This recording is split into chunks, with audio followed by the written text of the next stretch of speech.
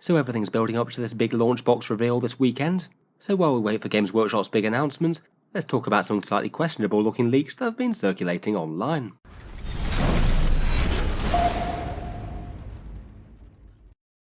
Hello and welcome back to Warspets Tactics, where the big reveals for Games Workshop's Tyranids vs Space Marine box are coming this weekend, along with a whole load of rules previews for 10th edition, or at least so we're led to believe. While we're waiting for these sort of big reveals, often people get a bit creative with their leaks on the internet, and I thought it could be interesting enough to cover a very dodgy looking text leak that claims to know what's coming in Games Workshop's previews and demo games. First up, I will absolutely start the video with a big disclaimer to say that I think that this is almost certainly fake. It's a text post without confirmation and perhaps an unlikely scattered details between different model reveals and certain rules for some factions without really being all that specific on the actual big details if they were trying to report stuff.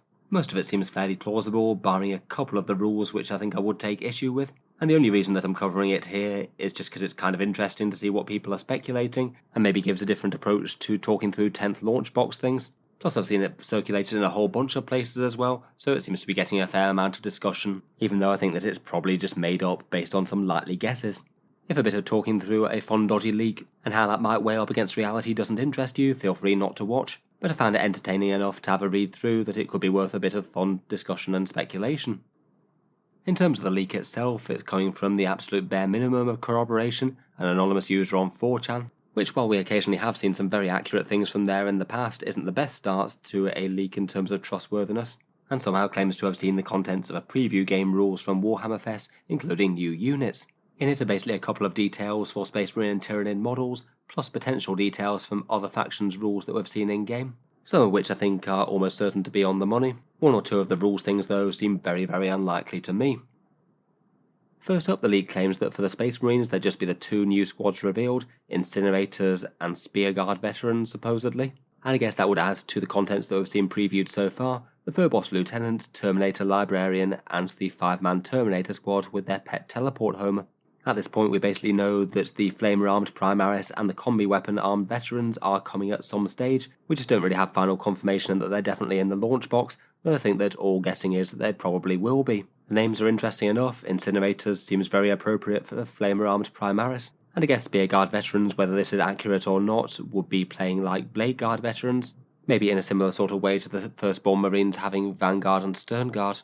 I feel like for Space Marines you can look at the Indomitors box, where I think it's kind of unlikely that we're going to be getting fewer miniatures than that, and based on what we've seen so far we could probably expect around 2 or 3 more characters, and around 3 or 4 more small squads, depending on how heavy they're going. For the characters, it seems almost certain that we'll be getting that Gravis Apothecary and Terminator Captain to me. Both of those featured very heavily in the trailer, and there's the possibility of getting an Ancient as well, who also featured, albeit briefly.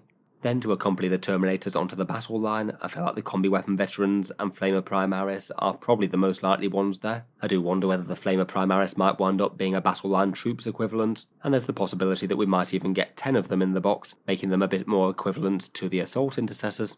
If we did assume that those sort of predictions were kind of right, perhaps the biggest question might be whether or not we get that big stompy ranged Dreadnought in this box as well. I feel like it's definitely not impossible when they've released box sets of the sort of scale of that Age of Darkness one with the massive Spartan tank in, and I feel like subbing out something like 3 Space Marine Outrider bikes for Dreadnought isn't actually the biggest sprue switch in the world. I guess we'll see though, it just depends on how big a box it's going to be in general. If not, then I suppose we'll get it in a parallel release. Another small clue that we've had for these new units is where they fit in alongside the leader keyword for this Primaris Lieutenant. We've got 2 gaps in an alphabetical list here. These are almost certainly going to be the Combi Weapon Veterans and the Flamer Squad, and to be fair to them, either through accuracy or trial and error, the leaker has put them in the right places here. Incinerators will fit in under Hellblasters, and the Spearguard would fit in under the Intercessors. I just thought that that was kind of interesting. Otherwise, they also go on to talk about Tyranids as well, and here again they say that they've just got the 2 more units, a Screamer Killer version of the Carnifex, plus something called a Tyrannothrope. The Screamer Killer featured very heavily in that launch trailer, and I'd be kind of surprised if we didn't get that on the Tyranid side, to be honest. The Tyrannothrope seems like it probably couldn't refer to anything else bar this feedery beast with the spores, the tentacles and eating Space Marines. Perhaps feels just a little bit too much of a generic Tyranid name, to be honest. We've already got a Tyrannofex after all, and we've already got things like Venomthropes or Zonethropes. I think realistically though, this thing's unlikely to be called a Thrope because of that, as those two things hover and this thing definitely doesn't look like it does. I suppose it could also apply to the great big psychic brain bug type thing. I guess they haven't really given us too much to go on. In any case, so far for the Tyranids, we've got the Winged Prime Termagants that could be either a unit of 10 or 20, plus it looks like they come with a Ripper on the base still, plus 3 of those new pseudo-lictors called Von Ryan's Leapers. I feel like the Tyranids maybe don't mesh on quite as well with the Necron half of Indomitors, as I suspect that they're likely to get far less characters than the Necrons did. From the trailer, I'd guess the most likely things to see on the Tyranid half might be that Screamer Killer Carnifex, these Feeder Beast things, and maybe some Biovores, seeing as they also featured fairly prominently. My guess is that we're going to see 2 or 3 out of that list, again perhaps depending on just how big the box is and how many gaunts they decide to put in. Also from this fairly dodgy leak, we've also got some ideas on the 10th demo games. Supposedly, with an absolutely massive pinch of salt, the 10th demo games will not just be between Nids and Tyranids, but also Orks and Eldar as well. I guess that's kind of possible. There's quite a lot of excitement to see these, and it will be quite nice if they showcase some other factions too. For the Orks, they didn't really go down too many details, but just say that they get their War rule revealed. We do already know that that's their army-wide special rule as it appears on their datasheets, plus they've said it in a preview before. And according to the very vague details, they say that you get a buff nearby your bosses when it's called. Doesn't really say too much of anything, to be honest. I suppose it's not impossible that you could have some boss buffs written into the War Boss datasheets as well, that maybe apply when the War is triggered. The Eldar stuff that they talked about was more interesting, though again I suspect it's probably not right. I suppose a leaker somehow claims that there's going to be quite a lot of nerfs to Eldar, and I feel like nerfs is probably just the wrong term to apply to an army in general, when the entire rules of the game are being rewritten, plus points costs and everything. I just struggle to imagine how you can really claim that an army is better or worse until you've seen the full picture. Even if certain mechanics were a fair bit weaker, the greater context might still mean that the faction is stronger or even top dog overall. In any case, for what they have said, Battle Focus is allegedly still the main faction rule, but you only get to move 1 unit at the end of your shooting phase, as opposed to every single unit after they've shot as you do now, but only d6 inches. I feel like that's maybe not entirely implausible, but perhaps seems a fair bit weaker than the Tyranid or the Space Marine ones, which just give out some massive damage buffs. I guess that would seem a fair bit weaker if so.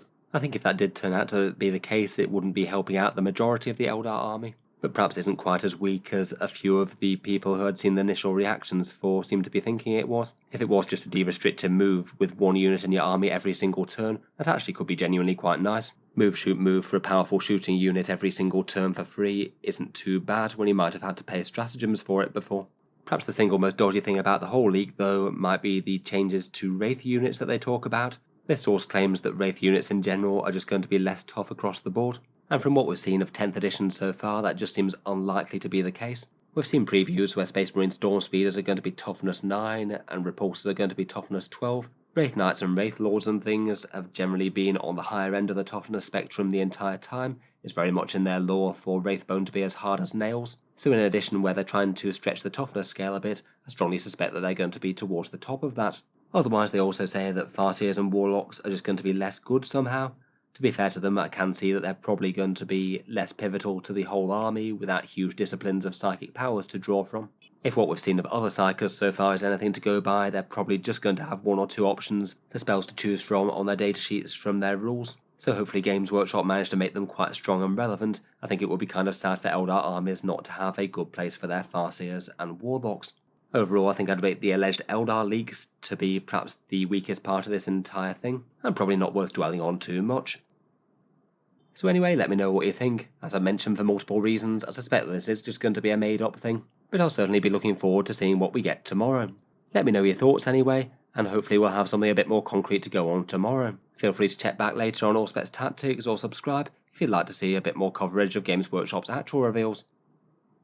Finally, if you've been enjoying all the videos on the channel, I would just like to mention that Auspex Tactics does have a Patreon page as well, and you can find that linked down in the video description if you're interested in supporting. Channel patrons do get a few advantages, seeing certain videos early, regular votes to see what sort of things happen next on the channel, and automatic entry into the regular prize giveaways with a chance to win some big model kits each month. If any of that sounds good to you, or you just like to help support, the link is down in the video description. In any case, a massive thank you for listening, and I'll hope to see you guys next time.